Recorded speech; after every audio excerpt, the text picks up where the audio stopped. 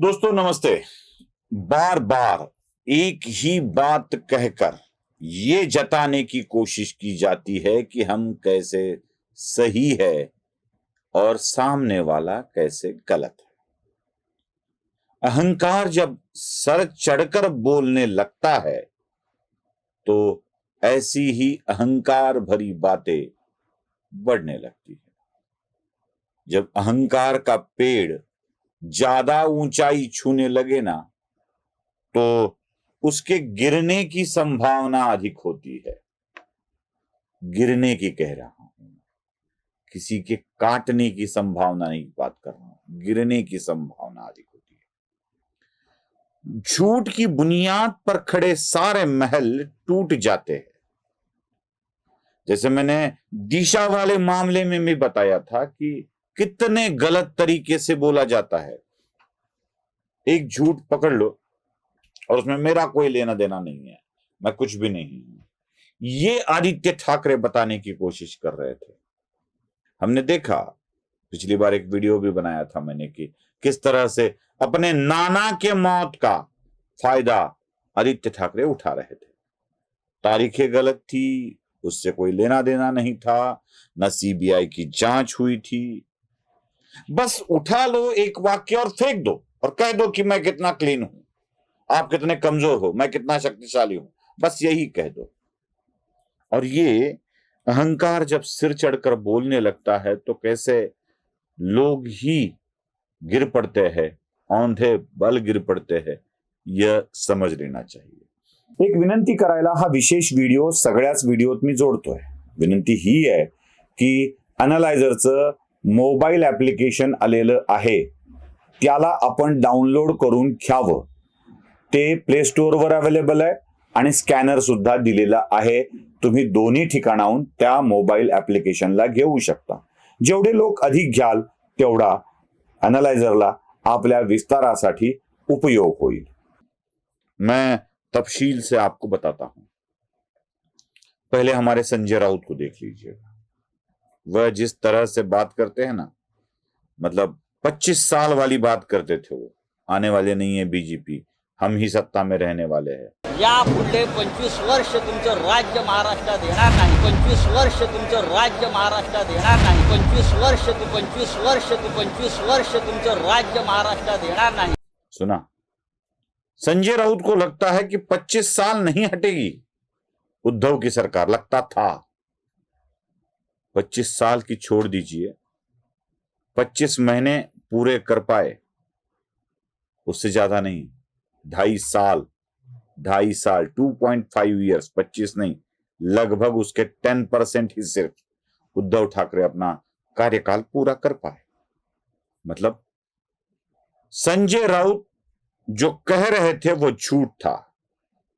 ये फैक्ट्री कहां से आती है ये समझ में आता है, क्योंकि नैरेटिव चलाने की जो बात होती है ना, वह एक ही बात जब बार बार अलग अलग लोगों के मुख से कही जाए तो वही होता है नैरेटिव।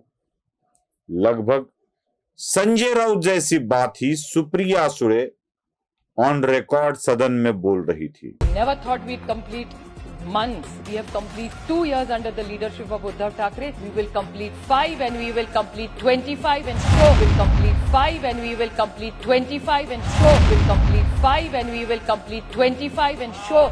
देखा, संजय राउत जो मराठी में कह रहे थे, सुप्रिया सुळे वो अंग्रेजी में कह रही थी। मतलब साफ था कि आपको उसमें साल भी दिखा होगा आपने कि कब कहा था।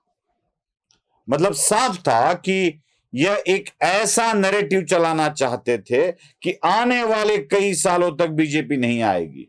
यह क्यों था? यह अहंकार सर चढ़कर क्यों बोल रहा था? सिर्फ अहंकार नहीं था, इसमें एक डर भी था। एक डर भी था। और डर कौन सा था? कहीं सरकार जाएगी ये सोचकर लोग न टूट कर निकल जाए। और हुआ भी वही। जाने वाली है सरकार, टिकेगी नहीं, यह जो इसको मालूम था वह उनकी पार्टियां छोड़कर चले गए। एक ही बात, अहंकार भरी बात संजय राउत और सुप्रिया सुळे कहते थे।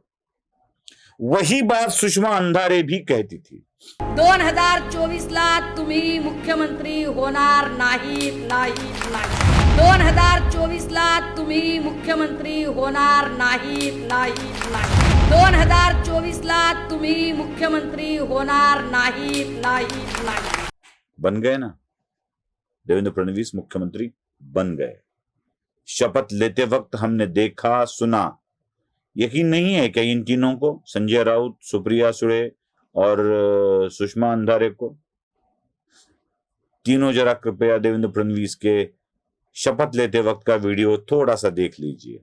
या पुढे 25 वर्ष तुमचं राज्य महाराष्ट्रात येणार नाही। और अभी तो रुको, क्लाइमैक्स अभी बाकी है। Never thought we'd complete months. We have complete 2 years under the leadership of Uddhav Thackeray. We will complete 5 and we will complete 25 and sure. और अभी तो रुको, क्लाइमैक्स अभी बाकी है। 2024ला तुम्ही मुख्यमंत्री होणार नाही नाही नाही। को जरा सबर करो, बोला धक्का बुक्की नहीं करने का। देवेंद्र, सरिता, गंगाधरराव फडणवीस ईश्वर साथ से शपथ देते कि अब आपको लगता है